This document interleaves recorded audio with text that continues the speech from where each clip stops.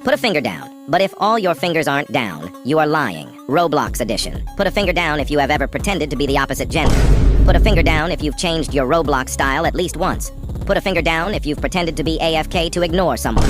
Put a finger down if you've ever forgot your Roblox password.